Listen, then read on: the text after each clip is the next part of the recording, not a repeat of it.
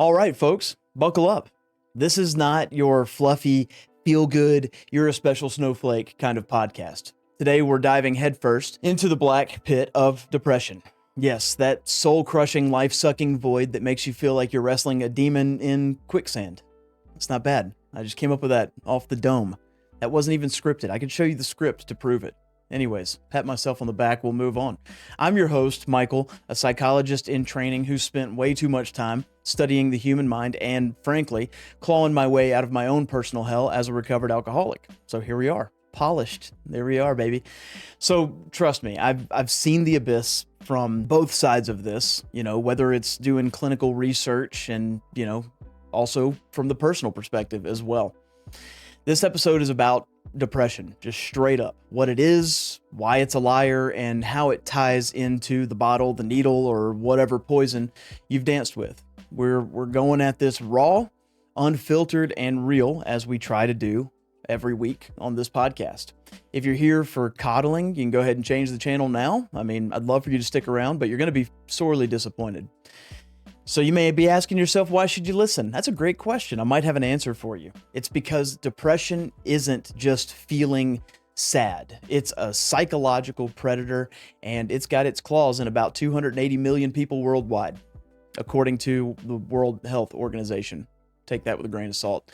But that's roughly 3.8% of the global population. And it's not just a statistic. It's your neighbor, your friend, maybe you. I don't know. And if you're in recovery, like me, depression is often just that shadow that follows you out of addiction, whispering constantly, "You're not enough."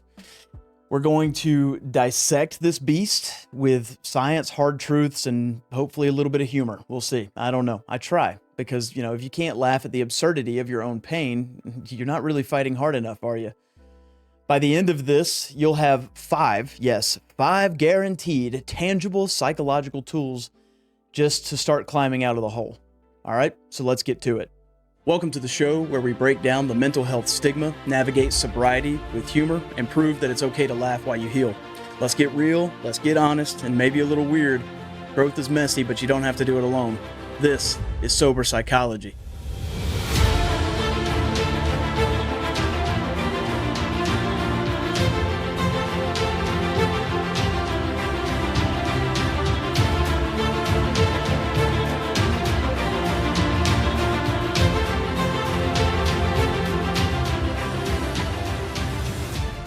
Hey guys, welcome back. Another week, another episode. Thank you so much. Last week was a heavy one. We talked about suicide. That was a difficult one.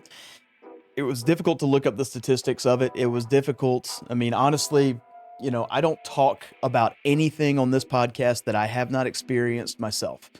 That makes me uniquely qualified, if you will, to be able to share a perspective. I don't have all the answers. I'm figuring it out as I go. I'm, about to be 36. I'm a first-time dad.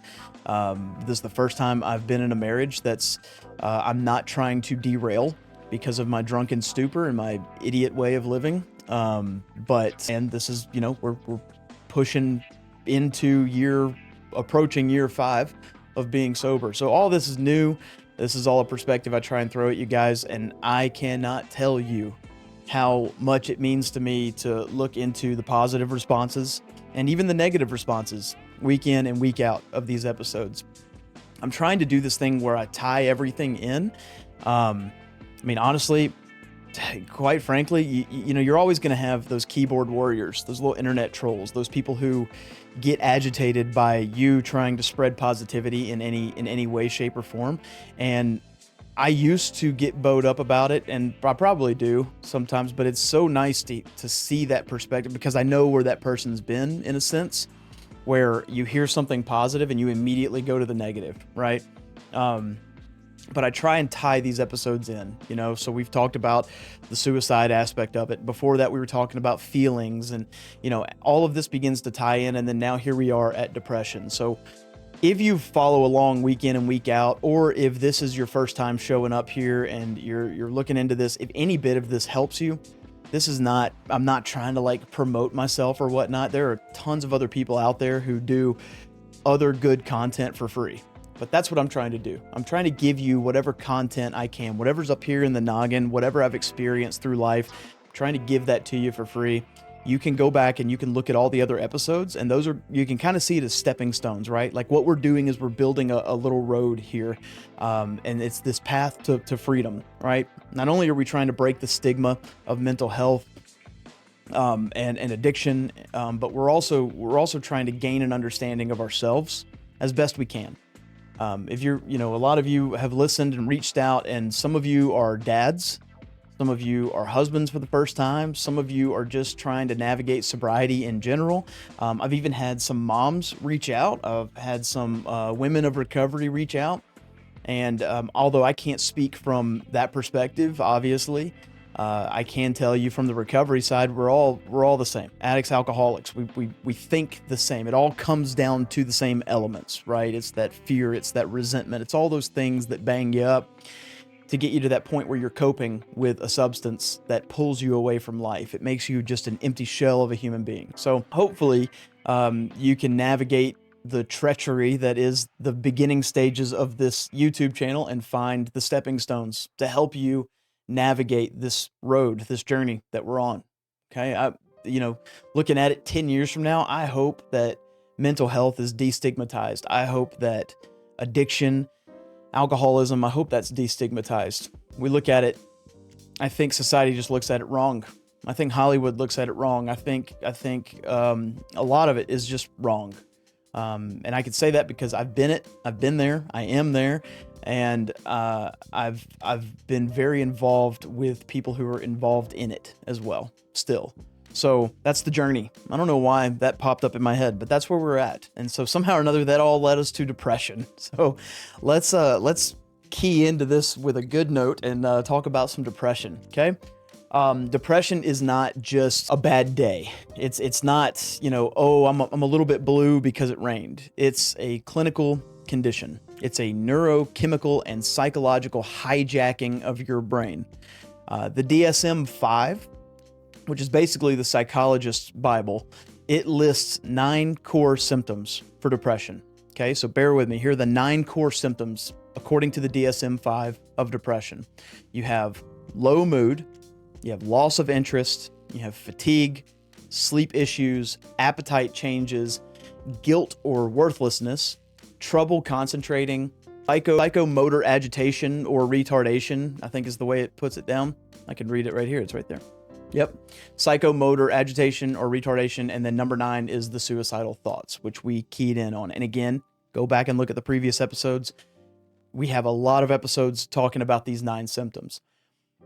You need 5 of these for roughly around 2 weeks straight to get the label of depression. But let's be real here. If you're living with this, you don't need a checklist to know that you're in your own personal hell. Okay. Depression is real and it's a beast. All right. So here's the science behind all this, because, numbers don't lie. Maybe they do. I don't know. So from the neurochemistry perspective, depression often involves low serotonin, dopamine, and norepinephrine. Goodness gracious. Studies like those from the National Institute of Mental Health show that 50 to 70% of depressed patients have dysregulated serotonin pathways. Okay, your brain's reward system is basically just on strike. And then from the brain structure perspective, we've talked about neuroplasticity a lot on here too, but MRI studies, like one from the Journal of Neuroscience in 2018, they show that reduced activity in your prefrontal cortex, which we've talked about, that's your decision-making headquarters, that's the adult part of your brain. But it has this issue where that gets hijacked, right? So there's reduced activity in there, but then there's a spike, there's overactivity in the amygdala, which is your fear and emotions center, right? It's like your brain's wiring is just short-circuiting constantly, making everything feel like a threat. We talk about this a lot too. We're in this survival mode constantly, and some of you, like myself, grew up where survival mode was your first stage. You didn't learn how to find comfort. You didn't learn how to trust. You just had to be in survival mode all the time. You couldn't rest, right? And so that's kind of what's happening with this depression aspect. too, right?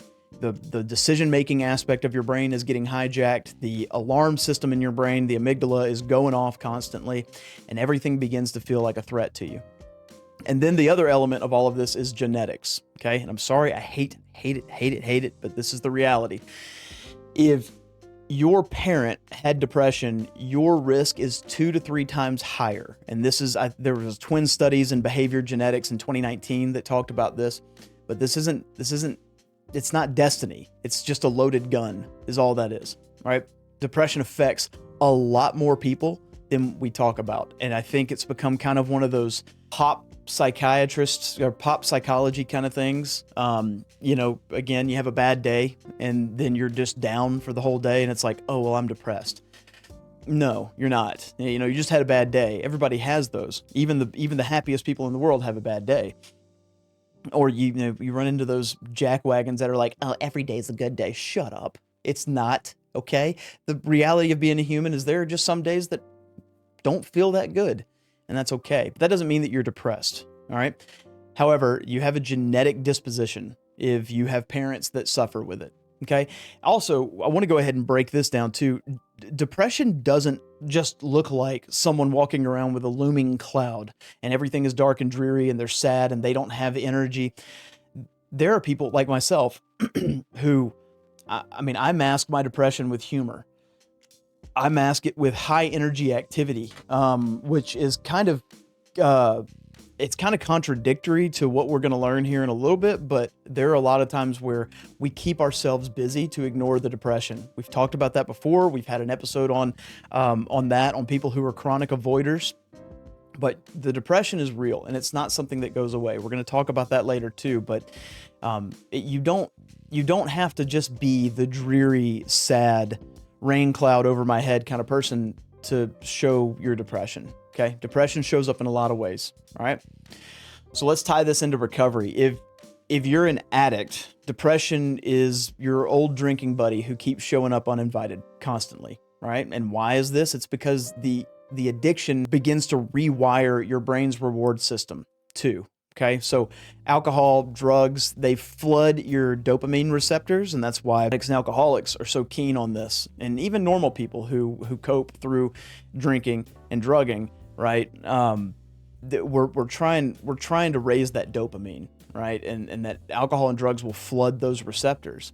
And then when you quit, your brain is just left out there to dry. It's like you left me with a dopamine deficit, and then depression begins to creep in like a vulture, just waiting for that body to drop. I know this because I lived it. And after I quit drinking, there for a while, I can remember like just sitting in my room and, sober as a judge. And I was just feeling like the world was painted gray. Like it's just, you'd hit those moments, right? It's weird. And that's not just like life sucks, that's your brain beginning to recalibrate. And that is a tough journey. I'm telling you, at least from my perspective, it was, right? And it can take months. It can take years sometimes, right? You have relied on a chemical for so long that you have gained a chemical dependency on a substance. Okay. And yes, our problems center in our mind rather than our body, but addicts and alcoholics have this addiction level to whatever substance it is, right? And that's why most addicts and alcoholics have very addictive personalities. You're trying to recalibrate that low dopamine. Like when I got through, this is 90 days plus after I had my last drink, and I did all the work. I went through the 12 steps. There were days where like I can't imagine the days being any better, because I had this freedom. Right? Like I wasn't tied to the bottle anymore. I wasn't burning my life down, and there was no reason for things to be bad. And then I would have these moments where it's like I just dipped, and I don't know how to describe it better than that, but everything is wrong at that moment. Like everything that you've done and everything you've gone through, it just kind of goes away in your head, and you're so focused. Like we talked about last week, my problems I put right here. So of course they're going to be the center of my focus. But you get to this really, really low point, and it's like everything is painted gray. Like there's no color, there's no taste, there's no flavor, there's nothing. And that's a tough spot to be in. And I think I explored that psychologically, where, of course, it was like, what's wrong with me? Why am I so screwed up? But really, it was just my body physically trying to recalibrate itself. My brain was trying to recalibrate because I took away the dopamine rushes that I'm used to giving it, right? And that's what serenity is, right? We're not hitting the highs anymore.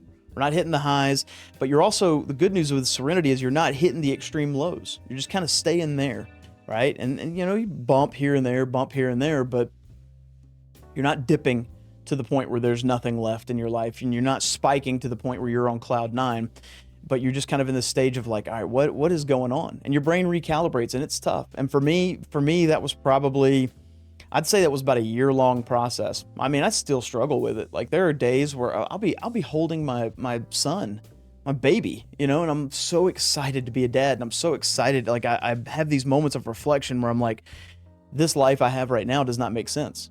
I have a roof over my head, and I have food on the table, and I have a child in my arms. I have a marriage. Like, what is going on? Like, you know, 6 years ago, 5-6 years ago, I was living in my truck. This doesn't make sense. And then it can, just like that, it can just dip back down, and you're like, everything sucks. I hate this. And that's, you know, your body just trying to recalibrate, right? But here's the hard truth behind all of it. If you're in recovery and you're ignoring your depression, you're playing Russian roulette with your sobriety, period. There was a 2020 study in addiction that found that 40% of relapsed alcoholics cited untreated depression as a trigger. Untreated depression, just ignoring it, pretending it'll go away, finding ways to get over it, whatever it may be. Strong, you know, just trying to white knuckle it and grit your teeth. You cannot just tough this out, right? This is not, it's not going to happen that way. Your brain is not a muscle that you can flex through the pain. It's an organ, and it's sick. Okay, so you have to start to treat it. And you see this a lot if you're of, you know, the millennial generation.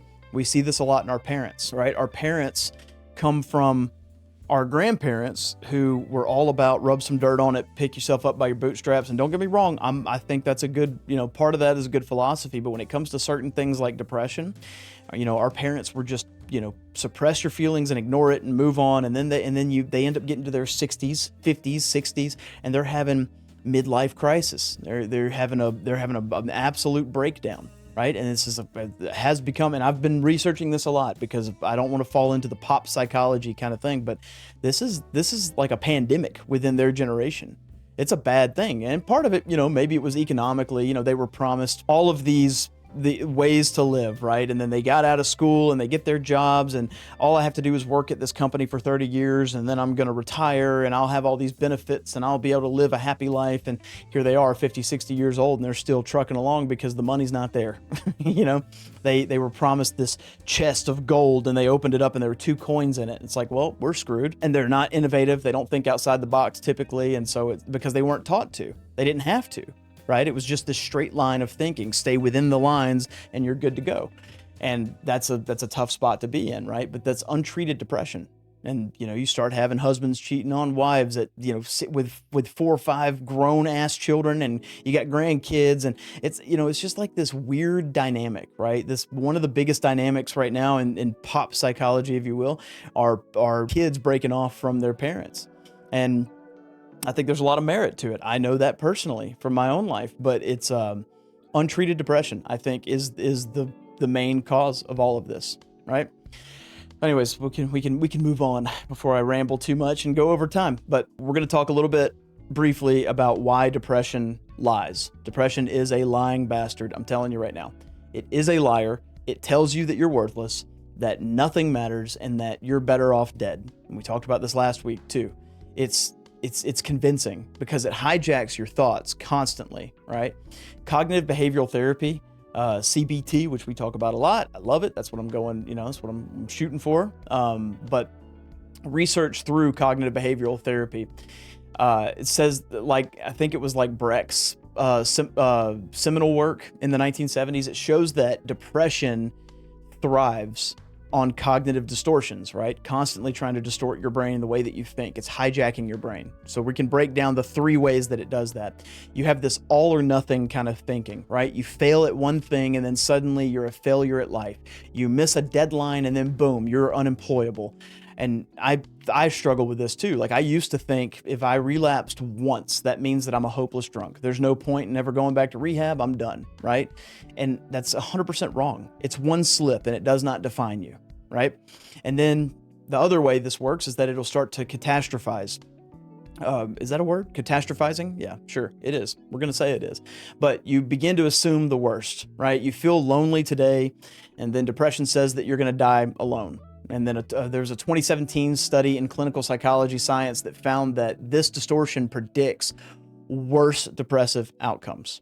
Okay, so this catastrophizing, right? And I'm sure you know people who are like this. Again, I fall into this category sometimes too, where it's just like one thing happens and I immediately go to the worst case scenario, right? I'm a cynical engineer in the way that I think. So I will catastrophize every single thing in my head, and it can be something so small.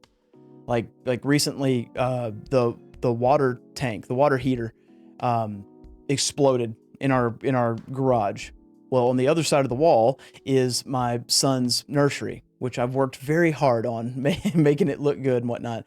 And I come in and the carpet's just soggy, everything's flooded. And here I go thinking we got to tear down the whole house. Like I know what water damage does, right? I was catastrophizing all of this. All I had to do was just take up the carpet. We're good to go.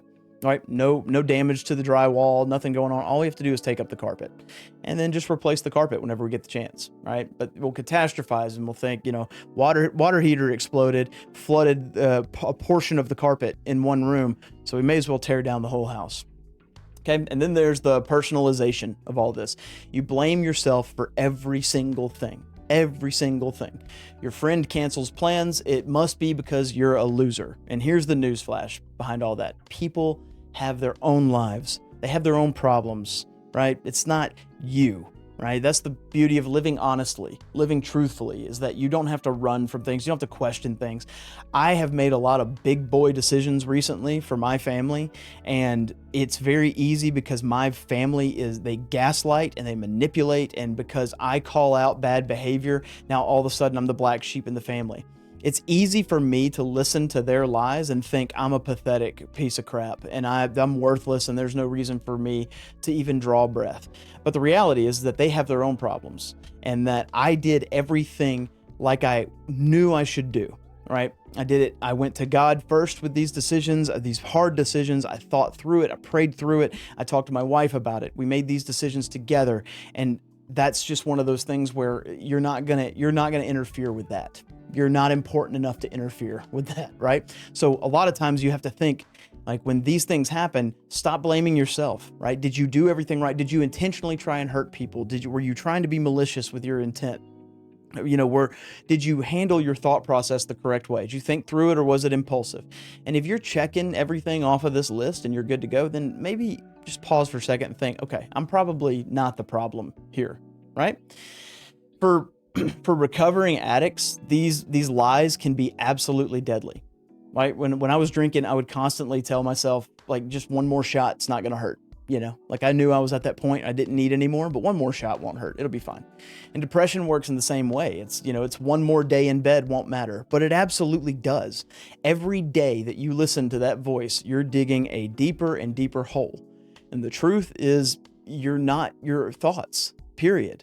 Right? You're not your addiction. You're a person and you can absolutely fight back. You have that power. All right. The next part of this, we're going to talk a little bit about the addiction depression feedback loop. We've talked about this in previous episodes. This one's kind of tough, right? Because you stick in that loop. We're human beings and we are, we're very patterned. We're very habitual in what we do, right? But if we get to the meat of it, addiction and depression are a very toxic couple. They feed off of each other like a bad sitcom and all the dialogue, right? And here's how that works. Self-medication hypothesis. A 2015 study in drug and alcohol dependence found that 30% of depressed individuals use substances to cope. It's a big number. Booze, pills, whatever it is. It's a temporary escape, but it crashes your serotonin much further. All right. Then the other part of this is the withdrawal, and the withdrawal worsens the depression. Quitting substances leaves you very raw and it leaves you very unguarded. And there's a 2019 study in alcoholism, clinical and experimental research, which showed that 60% of recovering alcoholics experience depressive symptoms in the first year of sobriety. Your brain's reward system is just recalibrating. That's all it is. We talked about that a little bit earlier, but it begins to feel like betrayal, okay? And it's a lie. It's your brain trying to kill you and make it look like an accident, okay? And then there's the social isolation. This one's a tough one too, because depression makes you withdraw, right? Addiction isolates you even further than that. You skip an AA meeting because nobody gets me, poor pitiful me. And then, spoiler alert, they do. Connection is your lifeline in all this. We've talked about this with community. We've talked about this when we go back to the ancient human beings, our ancestors, and it was that tribe mentality, right? If you were not in a tribe, you're not going to live. You can't make it on your own.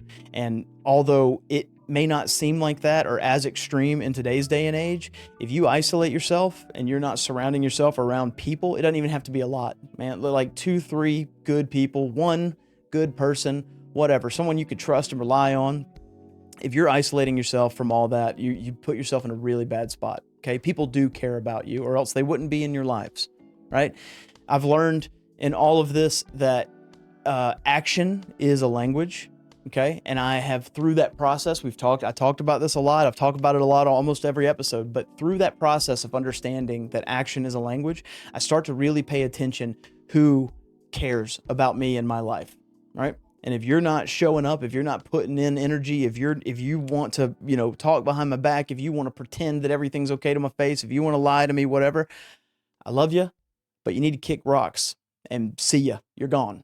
It's that easy, right? I have worked way too hard to protect the peace, not only internally for me, for myself, to find mental freedom, emotional freedom, but to also protect that for my family that I've had the opportunity to start, right? Nobody's going to come in the middle of that. Nobody's going to bother that. Nobody's going to disrupt it. If you're going to be a problem, you're out. And that's where we need to get, right? Like when we get to this, you get to this social isolation aspect, you begin to spin off in your mind of like, well, nobody loves me and I'm pathetic and I'm worthless and whatnot. And then it just spirals, right? Whereas you can have that one person in your life that's like, hey, I know you're not perfect, but I love you.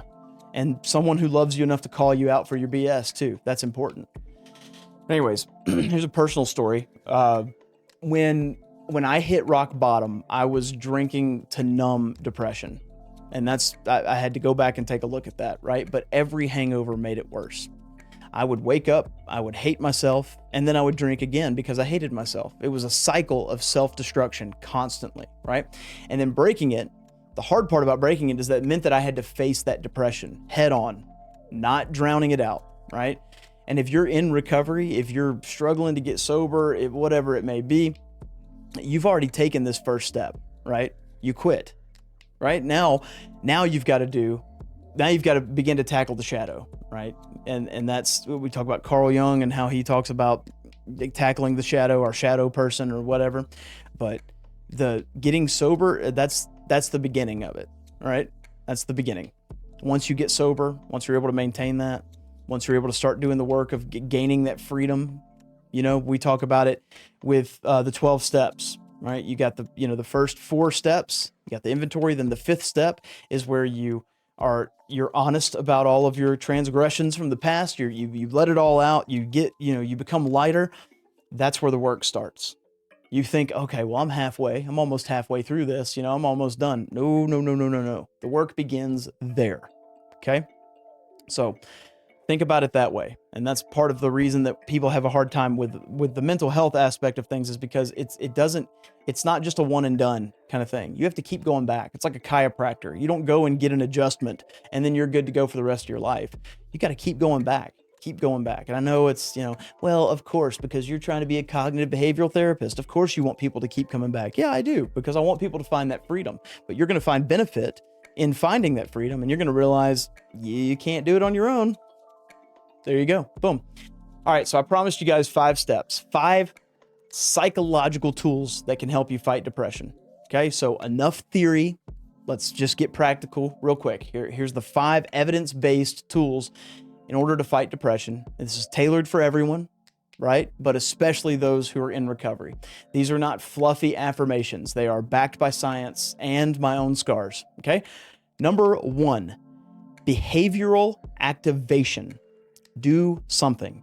Do something. Just do anything, right? Depression wants you inert. Fight it by doing one small thing daily. A 2011 meta-analysis in Journal of Counseling and Clinical Psychology found that behavioral activation reduces depressive symptoms by about 30%, right? Make your bed. That's one thing, okay? Make your bed, right? Wash a dish. We can do baby steps with this, right? In recovery, go to one meeting, right? Even if you feel like garbage, momentum begins to build. We've talked about this before. Momentum builds. Do one thing. Get out and walk for 10 minutes. You don't have to run. You're not training for a 2K. Just walk. Put on a podcast and walk for 10 minutes, period. Okay. Number 2, challenge cognitive distortions, right? Use cognitive behavioral therapy techniques. Write down a negative thought like, I'm a failure. And then now argue against it like you're in court. What's the evidence for it? What's the evidence against it? A 2018 study in behavioral therapy showed that cognitive behavioral therapy reduces depressive symptoms by 60%, or in 60% of patients, I'm sorry. And in recovery, this means that questioning thoughts like, I'll never stay sober, and you've done it before and you can do it again, okay? But question it, right? Don't just let your mind roam free. Don't go crazy. This is an important aspect for me too, that one of the guys that helped me get through the work taught me, but he's like, when I think about it, like I go to bed, let's say that I sleep for 8 hours. That's 8 hours that my brain is left unprotected, right? Those thoughts can go crazy. Those dreams can be wild. And then I'll wake up. And if I wake up and immediately rush into work or panicking or whatnot, like I haven't started the process of safeguarding, right? So for me, that's why it's very important before my feet hit the floor. And it may not even be a long one, but like I pray. I'm like, God, thank you for letting me wake up and draw breath today. Thank you for letting me open my eyes. Thank you for another opportunity to serve you. Right? Whatever works for you. Having that moment of meditation, having just that, it can just be 30 seconds. Just pause and begin that process of guarding those thoughts, right? Write something down if it's really bothering you. Question your thoughts. It's not a weakness to question your thoughts, okay? Number 3, begin to build a routine. Your brain craves structure. Whether you believe it or not, you may be an artistic human being who thinks that everyone should just blow with the wind and that's, whatever. But your brain still craves that structure, right? There was a 2016 study in Frontiers in Psychiatry that found that consistent routines reduce depressive symptoms by stabilizing circadian rhythms. Very important, right? You set a wake-up time, you eat regularly, you schedule therapy, whatever it is, just keep something consistent, right, throughout your day.